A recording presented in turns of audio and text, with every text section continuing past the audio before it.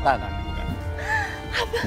Ini bukan kuburan calon suami saya, Mas. Ini bukan Mbak Rida. Ini maksudnya apa, Mas? Saya disuruh sama Mbak Rida yang tadi. Mbak Rida, Ridanya mana sih sekarang? Risa juga mana sih? Kok tiba-tiba hilang?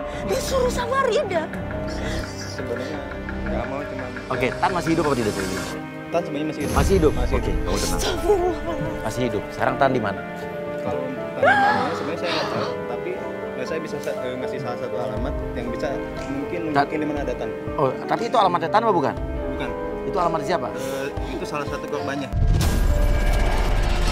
Salah satu korbannya siapa? Ya, salah satu korbannya Tan. Oh, korban salah satu korbannya Tan. Kenapa bisa ada korban? Saya ingat perempuan ini karena waktu itu perempuan ini benar-benar datang nangis banget, kayak benar-benar sakit hati banget. Dan waktu itu dia ngasih alamat ke saya kalau ada orang yang mau nyari dia dengan sangkut pautnya Tan. Kabarin dia, makanya Mas punya alamatnya. Iya. Dan waktu itu si perempuan ini benar-benar sakit hati dan sampai ngomong udah nggak kuat dan pengen membunuh diri. Dan saya juga Pengen nggak mati aja. tahu si perempuan itu masih hidup apa enggak sekarang. Aduh, perempuan itu masih hidup apa enggak? Kita nggak tahu ya. Tapi ya, mungkin bisa nyari di mana Tan, informasi Tan mungkin bisa dari alamat itu. Oke, alamat. Alamatnya di mana, Mas? Oh, iya, oke. Saya ambil alamatnya dulu. Oh iya, iya, saya tunggu. Dari awal udah gue curiga, masa iya makam 3 hari begini? Sampai akhirnya dia memberikan sebuah alamat. Saya tanya ini alamatnya rumahnya Tan atau bukan? Dia bilang bukan. Ini adalah alamat salah seorang korbannya Tan, seorang wanita juga. Dan dia bilang, saya nggak tahu tapi nih, wanita ini masih hidup atau udah meninggal? Mudah-mudahan bisa membantu dan infonya Tan. Oke, makasih banyak Mas ya. Makasih atas kejujurannya Mas. Saya minta maaf sekali lagi ya, Mbak. Iya, oke. Thank you juga Ayo, kejujurannya Mas, Mas. cepetan, Mas. Thank you Mas, Assalamualaikum.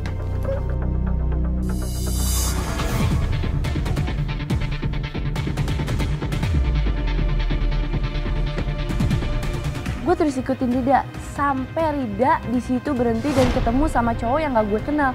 Di sini Rida kelihatan panik banget.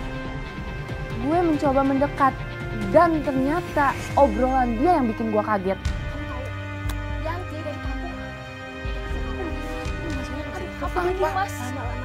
Yanti, dia tuh sekarang di mana dia? Gue coba video call Mas Uya tapi tetap nggak bisa. Akhirnya gue terpaksa untuk videoin buat nanti gue kirim ke Mas Uya. Mas, terus surat tanahnya gimana, Mas? Ya aku simpen lah dengan aman. Yakin itu aman, Mas? Aman. Kita bawa kabur aja suratnya, Mas.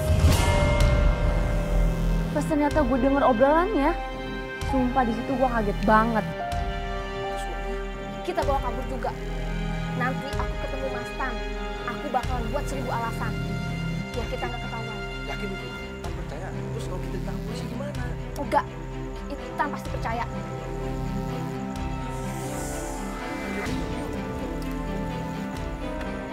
Dia pergi. Ini apa sih tadi? Pasti saya tadi yang dikasih kertas tadi ya? Nggak salah kan? Lampunya sih nyala, berarti ada orang sih.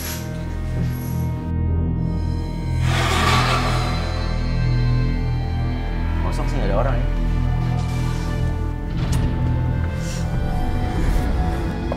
Assalamualaikum.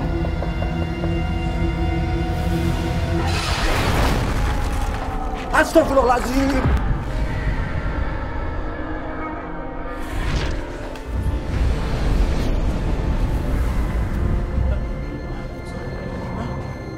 Tadi gue lihat loh itu di depan muka gue ada cewek. Jelas banget kamu. Ada cewek. Oke, ini cuma saya anggap ini halusinasi. Saya ketok pintu lagi. Dan saat saya ketok pintu tiba-tiba pundak saya ditepok. Astagfirullah. Tolongin saya, Mas. Enggak, sorry. Sorry, kamu orang? Kamu orang? Saya juga korbannya Tan, Mas. Korbannya apa? Saya udah korbanin semua buatan. Korbanin apa, Mbak? Saya udah nyerahin harta saya buat dia, tapi dia bilang gitu aja. Waktu saya taunya saya mau nikah sama dia. Saya, Mbak. Yang calon istrinya Tan.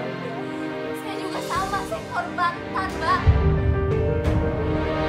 Saudara kembar saya juga ditipu, Mbak. Dia lebih depresi daripada saya. Ada lagi selain kamu. Kok kamu punya saudara kembar? Dua-duanya dipacarin sama Tan? Ya, Dan dia ditipu juga, depresi juga. Oh, yang di dalam rumah tadi yang gue lihat berarti. Kita baru tahu kalau ternyata ini adalah saudara kembar. Dua-duanya sama-sama jadi korbannya Tan. Kamu tapi kenapa pakai baju begini terus kan nakut-nakutin? Ini baju pemberian terakhir dari Tan. Dia janji mau nemuin aku. Dan dia juga ngasih baju yang sama kemarin aku. Dia mau nikahin kita berdua. Oh, tapi kalian tidak saling tahu. Dia macarin kamu, macarin saudara kembar kamu saling tidak tahu nih. Dua-duanya sama dijanjiin.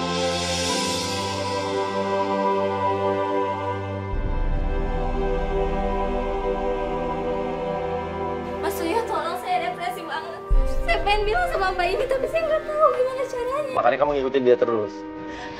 Gimana caranya, Mbak? Aku nggak tahu lagi gimana caranya. Aku udah malu banget sama aku di kampung. Kok bisa sih Mbak? Ya Allah, setahu saya Mas Tan tuh baik loh Mbak. Kamu jadi korbannya Mas Tan.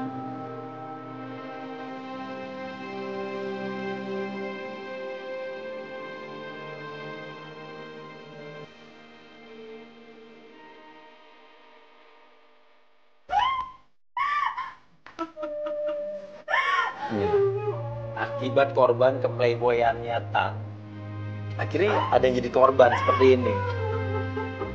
Wanita ini dijanjikan dia sampai seperti ini, masih bagus, Yanti masih bisa kuat ngadepinnya, tapi kasihan cewek ini keterlaluan sih. Gini aja. Gue masih bingung ya, Rida kemana, Risa kemana, ya. Tapi gue masih curiga sama yang namanya Rida. Kok bisa dia sebelah kontrakannya sama Tan? Kita harus balik ke. Nah, kita harus balik. Oke, kamu mau ikut kita nggak? Saya pengen Mbak Yanti tahu. Oh, kok pengen saling berbagi aja? Kamu tahu bahwa Yanti ini juga pacarnya Tan Iya, juga? saya tahu.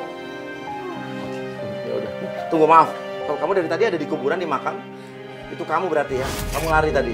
Kamu ngikutin kita. Kenapa? Sebenarnya dari tadi tuh aku pengen manggil tapi aku malu di sini banyak banget orang. Oh, dari tadi kamu pengen ngomong sebetulnya. Udah, nanti kita kabarin. Kita akan coba cari tahu Tan, nanti kita akan kabarin ya. Ya. Oke, kamu bener nggak mau ikut kita?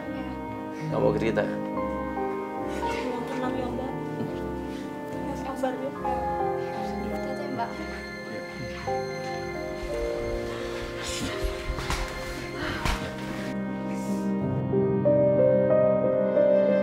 Astagfirullahaladzim, itu kembarannya. Oke. Kita balik ke kos-kosannya Tan, karena saya masih curiga dengan Rida dan saya masih curiga dengan Tan. Ini Tan berarti artinya belum meninggal. Tapi kenapa kematiannya dipalsukan?